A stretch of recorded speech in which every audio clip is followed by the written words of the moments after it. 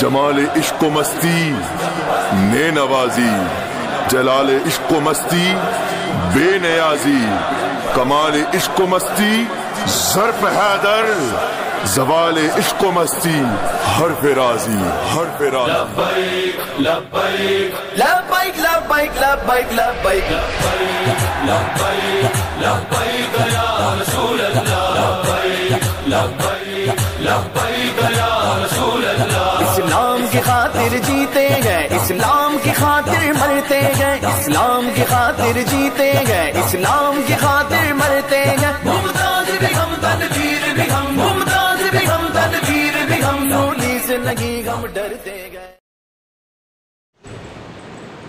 والذین آمنوا اشد حبا للہ۔ آمنت باللہ صدق اللہ العظیم وبلغنا رسولہ النبی الکریم الامین۔ کہاں سے وہ زبان لاؤں کہ جس سے یا رسول اللہ کروں میں بیان گن تیرے تمامی یا رسول اللہ۔ محمد تو اللہ محمود دونوں حمد کے محمود، دونوں کا ایک ہی معنی گرامی یا رسول اللہ۔ دہائی حسن یوسف کی بڑی مشہور دنیا میں، وہاں بھی آپ کا جلوہ گرامی یا رسول اللہ۔ زمین پر قبضہ موسیٰ کا کہ پھاڑا نیل دریا کو، عجب تر چاندگی تیری غلامی یا رسول اللہ۔ میرے سید رسول اللہ تیرا ایک امتی یعقوب رحمت اللہ تعالی علیہ، طلب اس کو تیری زیارت مدامی یا رسول اللہ۔ قال اللہ تبارک و تعالی فی شان حبیبہ ان اللہ و ملائکتہ یصلون علی النبی یا ایہا الذین آمنوا صلوا علیہ وسلموا تسلیما۔ محبت کے ساتھ مل کر درود و سلام کا نذرانہ پیش کیجیے۔ الصلاۃ والسلام علیک یا سیدی یا رسول اللہ۔ تمامی حضرات، باہر والے حضرات میں مل کر حضور کی بارگاہ تسلیت درود و سلام۔ الصلاۃ والسلام علیک یا سیدی یا رسول اللہ وعلی آلک واصحابک یا سیدی یا حبیب اللہ۔ الصلاۃ والسلام علیک یا رحمۃ للعالمین وعلی آلک واصحابک یا شفیع المذنبین۔ تمام حمد و ثنا، تعریف و توصیف اللہ رب العزت کے لیے، جو خالق کی کائنات بھی ہے اور مالک کی ارض و سماوات بھی۔ اللہ تعالیٰ جل وعلا کی حمد و ثنا کے بعد حضور سید المرسلین امام الاولین والآخرین احمد مجتبیٰ حضرت محمد مصطفیٰ صلی اللہ علیہ وآلہ وسلم کی بارگاہ اقدس میں ہدیہ درود و سلام کا نذرانہ پیش کرنے کے بعد، نہایت ہی واجب الاحترام بین طریقت رہبر شریعت آشنائے حقیقت حضور منبع رشد و ہدایت جانشین مختوم ملت حضرت صاحبزادہ پیر درویش میاں حامد رضا محسن صاحب، مرکزی سجادہ نشین دربار عالیہ ہیبت پور شریف، اور دیگر یاران طریقت، سامعین و سامعات، حاضرین و ناظرین، اہل محبت، السلام علیکم ورحمۃ اللہ وبرکاتہ۔ اللہ رب العزت کا کروڑ بار شکر ہے کہ جس ذات نے ہم سب کو کریم آقا علیہ الصلوۃ والسلام کی پیاری امت میں پیدا فرمایا، اور آج بفضلہ ہی تعالی آج ہم سب سفر المظفر کا دوسرا جمعۃ المبارک ادا کرنے کی سعادت حاصل کر رہے ہیں۔ دعا گو ہوں کہ رب کائنات ہماری آج کی جمعۃ المبارک کی حاضری کو اپنی بارگاہ میں خدا شرف قبولیت عطا فرمائے۔ جن احباب جو عقیدت اور محبت لے کر احباب حاضر ہیں، رب کائنات ایک ایک قدم کا بدل اجر عظیم عطا فرمائے۔ حضرات محترم، پچھلا جمعۃ المبارک اہل التصوف کے حوالہ سے چند محبت بھری باتیں آپ حضرات کی گوش گزار کی گئیں۔ آج بھی اسی موضوع کو آگے لے کے بڑھتے ہیں۔ دعا گو ہوں کہ رب کائنات ہمیں حقیقی معنی میں اولیاء کاملین کے فیض سے خدا مستفید فرمائے۔ حضور قبلہ عالم تاجدار ہیبت پوری رحمۃ اللہ تعالی علیہ، آپ کے سالانہ عرس مبارک کی آمد ہے 19-20 اکتوبر۔ تو ذات وقار اس حوالہ سے آج 2 اکتوبر بھی ہے۔ چند ایام کے بعد ہم حضور قبلہ عالم تاجدار ہیبت پوری علیہ رحمہ آپ کا وہ ٹھاٹھے مارتا ہوا روحانی سمندر، اس سے اپنے دلوں کو سیراب کریں گے۔ حضور قبلہ عالم تاجدار ہیبت پوری علیہ رحمہ آپ نے ہمیں حب خدا اور حب مصطفیٰ کا درس دیا ہے۔ خدا اور اس کے حبیب علیہ الصلاۃ والسلام کے ساتھ اپنے قلبی تعلق کو مضبوط کرنے کا حکم ارشاد کیا ہے۔ اللہ رب العزت نے قرآن کریم فرقان حکیم سورۃ البقرہ میں ارشاد فرمایا، والذین آمنوا اشد حبا للہ۔ خدا فرماتا ہے وہ لوگ جو میری اور میرے حبیب علیہ الصلاۃ والسلام کی محبت کو اپنے سینے میں رکھتے ہیں۔ پھر فرمایا اشد حبا للہ، پھر وہ ایک دوسرے کے ساتھ میری رضا کی خاطر شدید محبت کرتے ہیں۔ تصوف اور طریقت جو ہے اس کی ابتدا ادب سے ہوتی ہے اور اس کی انتہا محبت پہ ہوتی ہے۔ تصوف وہ عمل ہے، یہ اہل اللہ جو ہیں، خدا کے مقربین بندے جو ہیں، ان کا مشن یہ ہوتا ہے کہ ایک دوسرے کے درمیان الفت، محبت، پیار، یگانگت جو ہے وہ پروان چڑھے۔ وہ ایک دوسرے کے ہاتھ میں ہاتھ ڈال کر ایک ایسا رشتہ قائم کروا دیتے ہیں جس کی مثال مدینہ کے تاجدار علیہ الصلاۃ والسلام نے مقام مدینہ پر اور میثاق مدینہ کے موقع پر آقا علیہ الصلاۃ والسلام نے بھائی چارہ اخوت کا رشتہ قائم کروایا۔ فرمایا وہ لوگ جو صاحب ایمان ہیں وہ اللہ کے لیے ایک دوسرے سے شدید محبت رکھتے ہیں۔ کہ آقا علیہ الصلاۃ والسلام سے مروی حدیث مبارکہ ہے، میرے آقا علیہ الصلاۃ والسلام نے ارشاد فرمایا، من احب للہ وابغض للہ واعطى للہ ومنع للہ فقد استکمل الایمان۔ میرے آقا فرماتے ہیں کہ جس شخص نے کسی سے پیار کیا اس مقصد کے لیے کہ اللہ راضی ہو جائے، اور کسی سے بغض رکھا اس کا مقصد یہ ہے کہ اس کے دل کے اندر حضور سے پیار نہیں ہے، اب اس بغض کا مقصد بھی یہ ہے کہ اس سے خدا راضی ہو۔ اور پھر فرمایا کہ اگر وہ شخص کسی کو کچھ دیتا ہے اس مقصد کے لیے کہ خدا راضی ہو، اور کسی سے اپنے ہاتھ کو روکتا ہے اس مقصد کے لیے کہ خدا راضی ہو جائے، تو میرے آقا علیہ الصلاۃ والسلام نے اس کو تکمیل ایمان کی گارنٹی دے دی ہے۔ فرمایا فقد استکمل الایمان، میرے آقا فرماتے ہیں کہ میں اس کو ضمانت دیتا ہوں کہ اس کا ایمان مکمل ہو چکا ہے۔ جس کے دل کے اندر خدا اور اس کے حبیب علیہ الصلاۃ والسلام کے لیے ہر عمل، ہر فعل کے اندر رضائے خدا شامل ہو جائے۔ آج ہم عمل کرتے ہیں تو اس کے اندر 90% جو ہے وہ دکھاوا ہوتا ہے، ریاکاری ہوتی ہے۔ میں نے یہ بات کی تھی کہ ہم واضح و نصاح کرنے کے بعد یہ ایک بڑا جو ہے وہ عبادت والا شعبہ ہے، جس شعبے کے اوپر میں آپ کے سامنے کھڑا ہوں، لیکن ہم اس شعبے کے لیے جو ہے وہ بھی لوگوں سے سوال کرتے ہیں کہ میں نے یہ بات کی، اس کے اندر واہ واہ کتنی تھی، لوگوں کی داد کتنی تھی، لوگ سراہتے کتنے تھے۔ اب اس عمل کے اندر رضائے الہی ختم ہو جائے گی۔ میرے آقا علیہ الصلاۃ والسلام نے فرمایا قیامت کے دن قاری کو پیش کیا جائے گا، ایک شہید کو پیش کیا جائے گا، ایک سخی کو پیش کیا جائے گا، اور میرے آقا فرماتے ہیں صحابہ تینوں جہنمی ہوں گے۔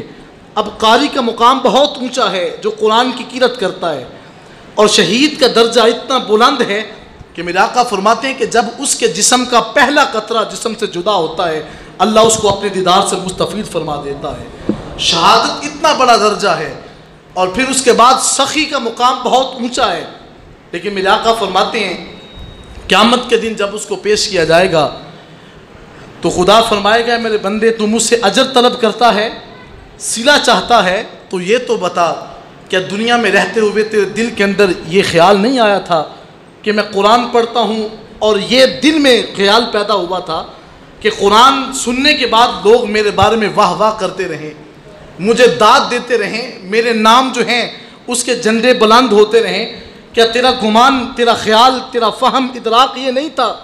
وہ بندہ عرض کرے گا مالک و مولا تیری ذات تو علام الغیوب ہے، تو ہر شے کو بہتر جانتا ہے، میرے ذہن میں یہی بات تھی۔ تو رب فرمائے گا پھر اپنا اجر اس بندے سے لینا جس کے لیے تو نے عمل کیا تھا۔ تو ذات ذی وقار یاد رکھیے گا آپ کی زندگی کا ہر عمل جو ہے حتیٰ کہ دوسرے بھائی سے پیار کرنے کا مقصد بھی یہ ہونا چاہے کہ کائنات کا مالک ہم سے راضی ہو جائے، خدا ہم سے راضی ہو جائے۔ جب جس انسان کے ذہن کے اندر یہ خیال باقی رہے گا کہ میں نے رب کو راضی کرنا ہے، تو پھر رب فرماتا ہے تو ایک عمل کرے گا تو تجھے ایک نہیں تجھے 700 نیکیوں سے میں مستفید فرماؤں گا۔ خدا 700 گنا اجر سے مستفید کرتا ہے۔ تو ذات ذی وقار میں عرض کر رہا تھا آقا علیہ الصلوۃ والسلام کے غلام حضرت انس بن مالک اس حدیث مبارکہ کے راوی ہیں۔ حضور صلی اللہ علیہ وآلہ وسلم نے ارشاد فرمایا، میرے آقا ارشاد فرماتے ہیں ثلاث من کن فیہ وجد حلاوۃ الایمان، 3 شخص وہ ہیں جنہوں نے ایمان کا لطف پا لیا ہے، جو حلاوت ایمان سے مستفید ہو چکے ہیں۔ اصحاب عرض کرتے ہیں کہ حضور وہ 3 اشخاص کون سے ہیں؟ میرے آقا فرماتے ہیں سب سے پہلا بندہ وہ ہے ان یکون اللہ ورسولہ احب الیہ مما سواہما، کہ جو شخص اللہ اور اس کے رسول سے اتنا پیار کرے کہ پھر خدا اور اس کے رسول سے بڑھ کر دنیا کی کسی شے سے بندہ پیار نہ کرے۔ سب سے بڑھ کر جو ہم نے پیار کرنا ہے وہ یا خدا سے کرنا ہے یا مدینے کے تاجدار سے کرنا ہے۔ یہ فارمولہ اپنے ذہن میں رکھ لیں، یہ صوفیاء نے ہمیں یہ درس دیا ہے، یہ مدینے کے تاجدار نے ہمیں اس بات کی جو ہے وہ اہمیت یاد دلائی ہے کہ کائنات کے اندر ہر شے سے بڑھ کر جس سے پیار کرنا ہے وہ خدا ہے، اور خدا کے حبیب علیہ الصلوۃ والسلام کی ذات اقدس ہے۔ اگر اس ایمان کے اندر کمی واقع ہو گئی تو ایمان یاد رکھیے گا ہاتھ سے نکل جائے گا۔ سب سے بڑھ کر حضور سے پیار کرنا ہے، مدینہ المنورہ کی سرزمین ہے۔ ایک شخص کا وصال ہوتا ہے، حضور تاجدار مدینہ علیہ الصلوۃ والسلام اس کا جنازہ ادا کرنے کے بعد مدینہ کے تاجدار اس کی لحد پر تشریف فرما ہوتے ہیں۔ میرے آقا علیہ الصلوۃ والسلام جب اس کی لحد بنتی ہے حضور فرماتے ہیں کہ صحابہ اس کی نا قبر کو کشادہ کر دو، اس کی قبر کو کھلا کرو۔ اب حضور کے حکم کے مطابق صحابہ قبر کو کشادہ کرتے ہیں۔ آقا علیہ الصلوۃ والسلام نے خود اس قبر انور کا نظارہ کیا۔ میرے آقا پھر دیکھ کر فرماتے ہیں صحابہ ابھی بھی قبر کم ہے، تنگ ہے، اس کو اور کشادہ کر دو۔ حتیٰ کہ صحابہ فرماتے ہیں 3 مرتبہ آقا علیہ الصلوۃ والسلام نے اس قبر کو کشادہ کروایا۔ ہم نے پھر مختصراً حضور سے عرض کر لی کہ حضور کیا آپ اس بندے سے بڑا ہی پیار کرتے ہیں جس کی قبر کو اتنا کشادہ کروایا جا رہا ہے؟ میرے آقا مسکرا کر فرماتے ہیں صحابہ بتاؤ تو صحیح اس بندے سے میں پیار کیوں نہ کروں؟ یہ وہ بندہ ہے جو خدا سے بھی پیار کرتا ہے، اس کے حبیب سے بھی پیار کرتا ہے۔ اب جو میں جملہ آپ کو دینے لگا ہوں کہ جو بندہ حضور سے پیار کرتا ہے آقا علیہ الصلوۃ والسلام اس کی قبر کو کشادہ کرنے کا حکم دے دیتے ہیں، تو یہ حکم منسوخ نہیں ہے۔ آج بھی جو حضور سے پیار کرتا ہوا قبر میں جائے گا، میرے آقا فرماتے ہیں قبر نہیں رہتی، روضۃ من ریاض الجنہ، وہ جنت کے باغوں میں سے باغ بن جاتی ہے۔ خدا اس اپنے بندے سے بڑا پیار کرتا ہے جو آقا علیہ الصلوۃ والسلام سے پیار کرتا ہے۔ تو ذات ذی وقار میں عرض کر رہا تھا سب سے پہلے یہ بات ہے کہ ہم نے خدا اور اس کے حبیب سے پیار کرنا ہے، اور کتنا پیار کرنا ہے اس کا پیمانہ نہیں ہے۔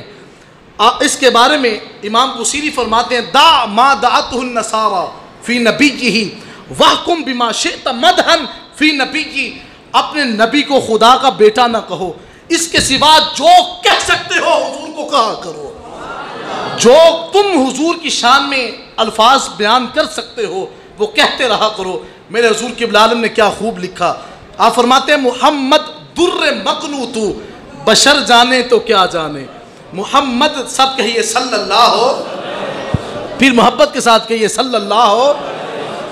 ہر جمعہ قبلہ پیر صاحب آپ کو درود و سلام کے حوالہ سے ضرور ارشاد فرماتے ہیں، تو ذرا جھوم کر حضور کی بارگاہ میں پڑھیں صلی اللہ ہو۔ تو میرے حضور قبلہ عالم نے کیا خوب لکھا، آپ فرماتے ہیں محمد در مقنوط، بشر جانے تو کیا جانے، بظاہر تو بشر بے شک، حقیقت کو خدا جانے۔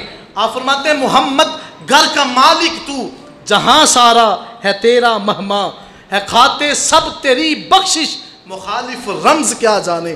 اوروں کو کیا پتا اس حبیب کا مقام کیا ہے، اوروں کو کیا علم ہے کہ اس مدینے کے تاجدار کی عظمت اور رفعت اور شان کتنی ہے۔ ارے وہ حبیب کا مقام اتنا ہے کہ آقا علیہ الصلوۃ والسلام جس مقام پہ قدم رکھتے ہیں نورانی فرشتے اس کے نیچے اپنے پر بچھانے کے لیے تیار کھڑے رہتے ہیں۔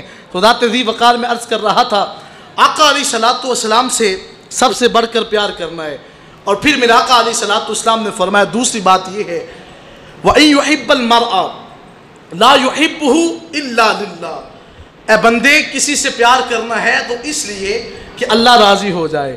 اب میں آپ سے سوال کرنے لگا ہوں حضور قبلہ عالم سے پیار کرنے کا مقصد کیا ہے؟ اللہ راضی ہو جائے۔ ہمارا صوفیہ کرام کے ہاتھ میں ہاتھ دینے کا مقصد کیا ہے؟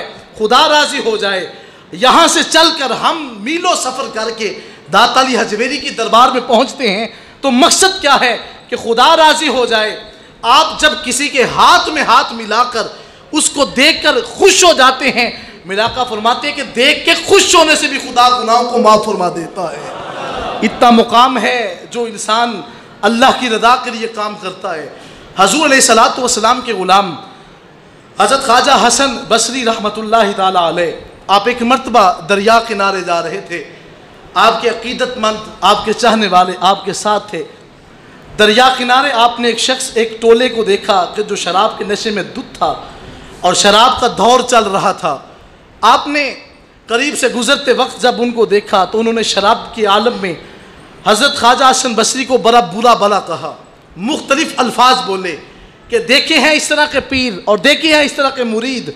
جب مریدوں نے یہ لفظ سنے تو نہ رہا گیا، عرض کی کہ حضرت آپ ان کے لیے بد دعا کریں کہ ابھی یہ موقع پہ ہی اس دنیا کے اندر جو ہیں یہ اس دنیا کے اندر ہی سزا دیکھیں اور یہ موقع کے اوپر ہی یہ دنیا سے چلے جائیں اور یہ فوت ہو جائیں، ان کا وصال ہو جائے۔ حضرت خواجہ حسن بصری علیہ رحمہ آپ نے جب یہ بات دیکھی نا تو یاد رکھیے گا ولی وہ ہوتا ہے جس کے من کے اندر خدا نے اتنا ہی اس کو سوچنے کی اور برداشت کی قوت سے بھی نوازا ہوتا ہے۔ حضرت خواجہ حسن بصری علیہ رحمہ آپ دیکھ کر مسکراتے ہیں، فرماتے ہیں یہ بات یہ ہے کہ میں دعا کروں گا آپ نے آمین کہنی ہوگی، آپ جب آمین کہیں گے تو خدا ان کو ایسی شہرت ایسے مقام سے نوازے گا کہ آپ کی نگاہوں کے سامنے ہوگا۔ حضرت خواجہ حسن بصری علیہ رحمہ آپ ہاتھوں کو اٹھاتے ہیں اور عرض کرتے ہیں مالک و مولا، میرے مریدوں نے کہا ہے ان کے لیے بد دعا کر، لیکن اللہ کا ولی کبھی کسی کے لیے بد دعا نہیں کرتا۔